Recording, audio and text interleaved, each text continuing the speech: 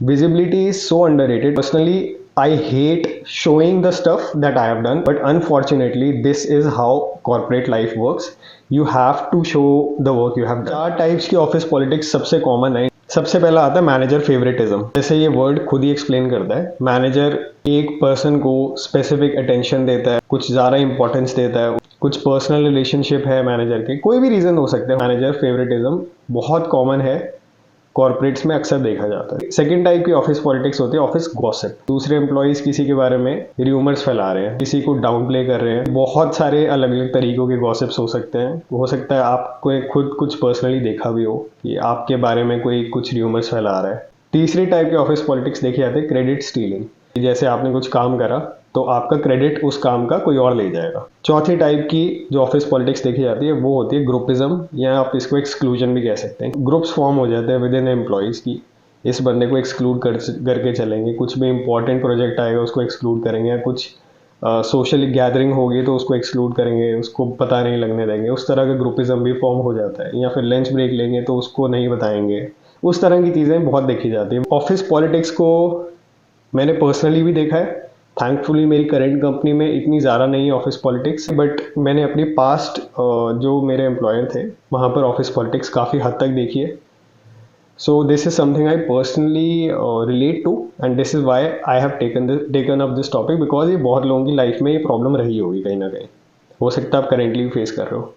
अब इसको एक चीज़ याद रखना है, इसका कोई क्लियर कट सॉल्यूशन नहीं होता कि मैं आपको कुछ प्रिस्क्रिप्शन लिख कर दे दूंगा और ये आपको करना है और ये आपके 4 दिन में ऑफिस पॉलिटिक्स खत्म हो जाएगी. ऐसा नहीं होगा. मेजरली अगर मैं कंसाइज में बताऊं तो आपको अपने ऊपर वर्क ज़्यादा करना पड़ेगा और उन चीज़ों से ध्यान हटाना पड़ेगा. अब मैं इसके कुछ स्टेप्स बता सकता हूं जो आपको डेफिनेटली हेल्प करेंगे आपका स्टेचर इंप्रूव करने में. तो इसकी सबसे पहली अप्रोच ये है, just forget office politics exists. कुछ भी हो रहा है ऑफिस में आपको उससे मतलब नहीं होना चाहिए. You just keep on working, keep doing the things you are doing and the way you are doing them. एक कोट इसमें याद रखना, if you always do what you have always done you will always get what you have always gotten. तो अगर आप कुछ changes अपने आप में नहीं लेकर आएंगे तो आपकी सिचुएशन इम्प्रूव नहीं होगी. ठीक है, but see it's a personal choice. कुछ लोगों को इन चीज़ों में इंडल्ज होना अच्छा नहीं लगता, उनकी पीस ऑफ माइंड ख़राब होती है. एंड पर्सनली आई फील कि पीस ऑफ माइंड से बेटर कोई चीज़ नहीं होती. So if this is what makes you काम कि आपको इन चीज़ों में इंडल्ज नहीं होना, just forget about it, keep doing your work. Law of Karma बहुत बड़ी चीज़ होती है. अपना कर्म करो और फल की चिंता मत करो, करते रहो कर्म. इसका मतलब ये नहीं है कि अगर आप ये अप्रोच लोगे तो आपको प्रॉब्लम्स नहीं आएंगी. इसका एक दूसरा तरीका है कि उस पर आप actions low.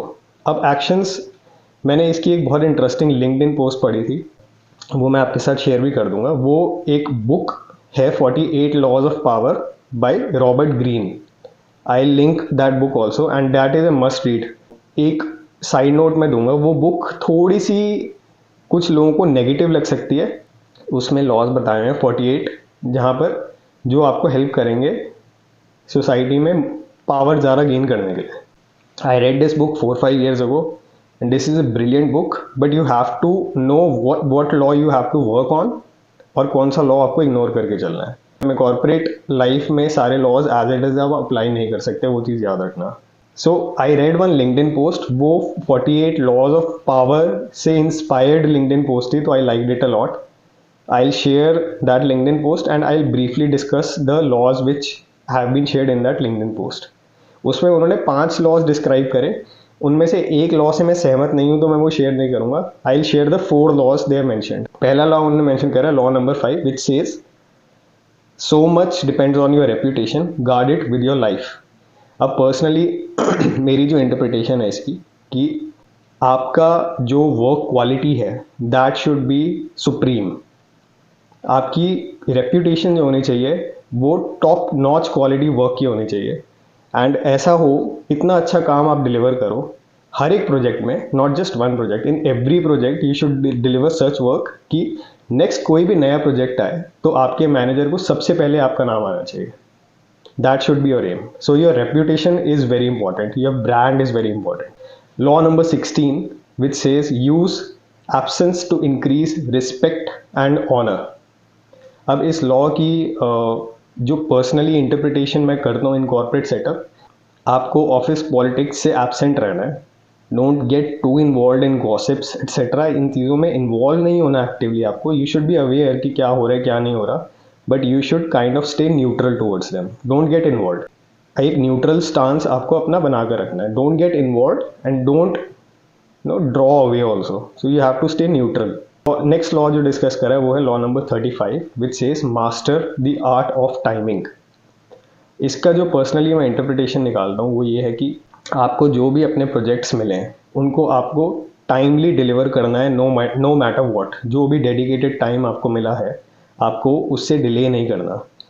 Not only that, if you see you can do something proactively without your manager asking you, that will earn you bonus points. तो प्रोएक्टिव चीज़ अगर आप कुछ कर सकते हो and that has a valuable impact on your career or on your work, then you should definitely do that, even if it takes extra hours of your work.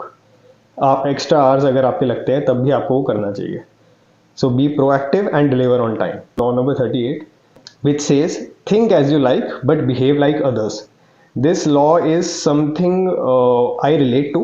ऐसा ज़रूरी नहीं है कि आपको जो आसपास दिखे, जिस तरह का आपको ग्रुप दिखे, आप उससे बहुत ज़्यादा रिलेट कर पाओ. ठीक है, हो सकता है आप कुछ लोगों से ना रिलेट कर पाओ, कुछ लोगों से ज़्यादा रिलेट कर पाओ, बट इसका मतलब ये नहीं है कि आप उन लोगों से बात ना करो. ठीक है, you have to maintain a amicable stance with everyone, so you have to behave like the group behaves. And this is, I know it's a little fake, but ये आपको करना पड़ेगा since you are in this corporate culture. तो आपको small talk करनी पड़ेगी. You have to go to social gatherings even if you don't want to. You have to bond with your team. You have to indulge in very casual discussions also. कुछ casual discussion हो रहा है और आपको नहीं मन कर रहा बात करने का, फिर भी आपको करनी पड़ेगी. If you don't want to speak, just stand there and give some nominal inputs if nothing else. अब इससे होता क्या है और ये क्यों करना है, एक चीज़ याद रखना. ऑफिस सेटअप में, कॉर्पोरेट लाइफ में 50% इज़ योर वर्क. अगर आपको असेंड करना है अपनी कॉर्पोरेट लाइफ में, 50% is your work and 50% is your social skills. और ये चीज़ गांठ बांध लेना, ये आपको काम आएगी. सिर्फ काम करने से आप उतनी जल्दी ग्रो नहीं करोगे. You have to work on your social skills and your networking skills also. So these were the 4 laws, 4 out of the 5 laws discussed in that LinkedIn post. इसके अलावा I'll give you 4 more laws which have not been mentioned in that post, but मुझे personally ये बहुत valid laws लगते हैं. Law number 1, never outshine your master. See, आपका manager इसलिए है क्योंकि उसने वो एक्सपीरियंस गेन करा है, उसने वो टाइम पुट करा है और ही डिज़र्व्स दैट, ही और शी डिज़र्व्स दैट पोजीशन. हो सकता है आपको लगता हो कि उसको उतनी नॉलेज नहीं है और आपको उनसे ज़्यादा नॉलेज है, but you have to respect his और हर पोजीशन एटलीस्ट. ठीक है, और हर बंदे से अगर आप चाहो तो आप हर बंदे से कुछ ना कुछ सीख सकते हो.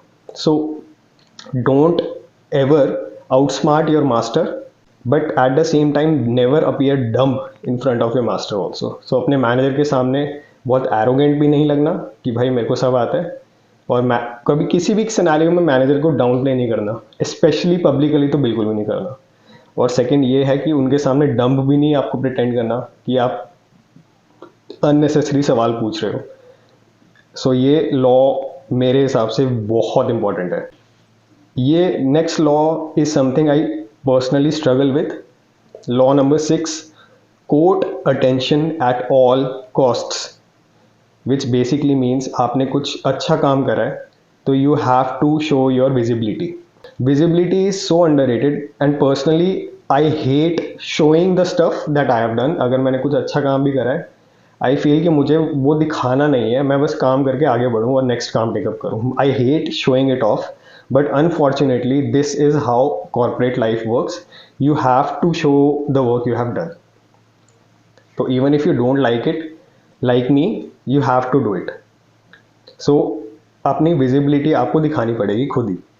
अब इसमें और चीज़ें भी हो सकती हैं कि आप एक्स्ट्रा काम लो, आप एडिशनल स्किल गेन करो. ठीक है, आप एक्स्ट्रा आवर्स बैठो, वो सब चीज़ें भी आती हैं इसमें, आपको अपनी विजिबिलिटी बढ़ानी पड़ेगी। और ऑब्वियसली अब अगर आपने कोई अच्छा प्रोजेक्ट डिलीवर करा है, so you have to show your manager, senior manager, आपकी वजह से वो प्रोजेक्ट सक्सेस रहा है। एंड इवन टेल देम कि ये प्रॉब्लम्स आई थी and this is how I solve them. मतलब सारा आप अपने तक मत रखो, टेल देम एग्जैक्टली कि किस तरह से सॉल्व करा, क्या क्या प्रॉब्लम्स आपको फेस करनी पड़ी, चाहे it might be just in a nutshell. Don't have to elaborate everything in complete detail, थोड़ा बहुत भी बताओगे but you have to tell it. Law number 9, win through your actions never through your words. बहुत self explanatory है। आपको अगर आपने एक काम को टेकअप करा है और आपने बोला है कि मैं ये काम करके दूंगा या दूंगी, you have to do it within the stipulated time. जितना जब आपने बोला है कि अगर वो मंडे तक हो जाएगा and today is Thursday, you have to do it by Monday. ये नहीं हो सकता कि you are delaying it to Tuesday. बहुत एक्सेप्शनल सर्कमस्टांसिस में हो गया, but 90% of the projects you have to deliver on time. उससे आपकी एक रेपुटेशन बनेगी कि आप अच्छा काम करके देते हो, टाइमली करके देते हो। विन थ्रू योर एक्शंस का मतलब ये है कि आपको दोबारा बोलने की ज़रूरत ना पड़े। एक बार आपने एक वर्ड बोल दिया कि ये हो जाएगा, चाहे उसमें जितनी भी कॉम्प्लिकेशन आ रही है, इस डेट तक हो जाएगा। ये कॉम्प्लिकेशन आ रही है जो आपके मैनेजर को लग रहा है कि आपके जूनियर्स नहीं सॉल्व कर पा रहे, और ही और शी इज़ ट्रस्टिंग यू कि मंडे तक ये करके दे देगा। You have to do it, चाहे आपको पूरा संडे लगाना पड़े, चाहे आपको पूरा सैटरडे भी लगाना पड़े, doesn't matter. Win through your actions. अगर आपने बोल दिया एक बारी, then you will get it done. Be that person who gets it done. Last law, which is also very important, do not build a fortress around yourself.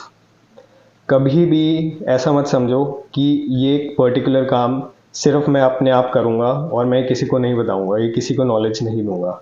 That is the worst way to ascend in the corporate ladder. You always need to have a team, और लोगों को बताओ, और लोगों को काम delegate करो। Do not build silos. Actually में काम को डेलीगेट करने से ऐसा नहीं होता कि आपकी नॉलेज सारी छिन गई और आप यूजलेस हो गए।